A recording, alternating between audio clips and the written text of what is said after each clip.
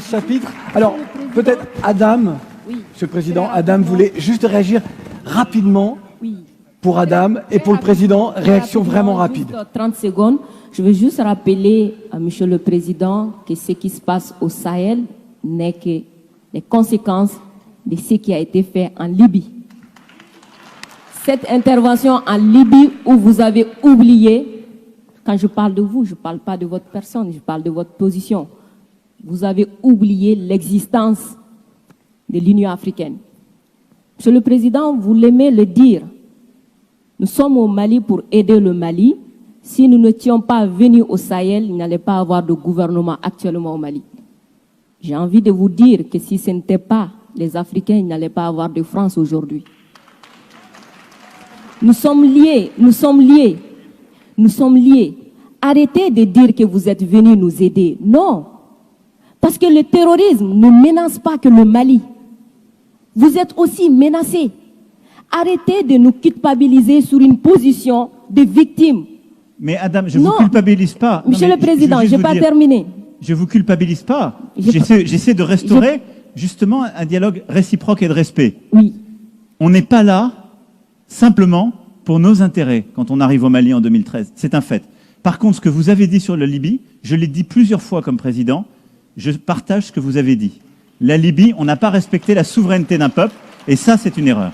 D'accord, merci d'avoir reconnu ça. Et si vous reconnaissez ça, vous allez voir que ce qui se passe au Sahel n'est que les conséquences de cette intervention. Donc, vous êtes au Sahel pour corriger l'erreur que vous avez commise en Libye, et en corrigeant ces erreurs, vous êtes en train de commettre d'autres erreurs. Monsieur le Président, je vous rappelle que l'intervention militaire étrangère n'a jamais réglé un problème. La Libye, elle est comment aujourd'hui? L'Afghanistan, c'est comment aujourd'hui? Donc l'intervention militaire ne va pas arranger les choses. Je ne voudrais pas que mon pays soit comme la Libye. Prenez votre responsabilité et surtout arrêtez de dire que nous sommes là pour vous aider. Non, vous n'êtes pas là pour nous aider. On est ensemble. On a un ennemi commun. On le combat ensemble. Et pour finir, ces sorties ces derniers jours entre vous et les autorités maliennes, c'est juste une honte. Parce que c'est une honte. Vous avez le même ennemi et l'ennemi, il est grandi. L'ennemi, il prend de l'ampleur dans ça. Dites-leur. Faites-moi plaisir. Dites-leur. Du coup, arrêtez ça. Arrêtez ces discours paternalistes. Dire que nous allons vous aider, nous allons... Non, nous n'avons pas besoin d'aide. Nous avons besoin de coopération. Nous avons besoin de partenariat. Et nous sommes liés par l'histoire, mais nous sommes liés par les dangers. Nous sommes liés par les défis. Mais je suis 100% d'accord avec ce que vous venez de dire. Mais après, vous ne pouvez pas me dire...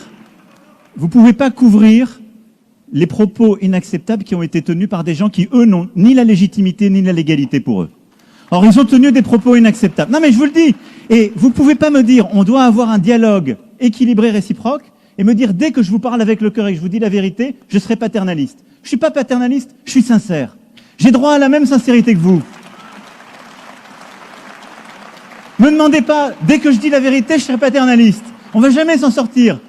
Vous me dites la vérité avec votre cœur, vous me prenez à partie, vous me bousculez. J'ai le droit de vous dire ma vérité aussi. C'est pas du paternalisme, c'est de la sincérité. Ok, Monsieur le Président, non, juste pour dire que la sincérité n'exclut pas la courtoisie, la sincérité. Mais je suis courtois comme vous l'êtes avec moi, Adam. Oui. Nous sommes courtois les uns. Je suis carrément d'accord avec vous, Monsieur le Président. C'est juste vous dire que j'adore votre sincérité, mais elle n'exclut pas le respect, elle n'exclut pas la courtoisie. Je pense que nous avons l'un et l'autre, là dans le débat, une très grande courtoisie. Absolument. Et on fait la démonstration qu'il n'y a pas de paternalisme, il n'y a pas d'agressivité, il y a une vraie sincérité, mais il n'y a pas de tabou.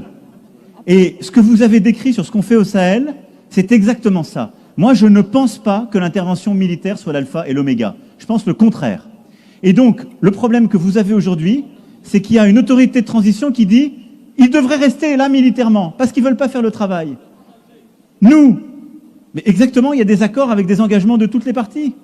Et donc, nous, on est là pour la sécurité, mais à côté de ça, depuis 2017, on a l'Alliance internationale pour le Sahel, qui est de l'aide au développement avec la Banque mondiale, l'Allemagne, tous les pays, justement, européens et autres, qui est cet investissement solidaire qu'on a dans la région.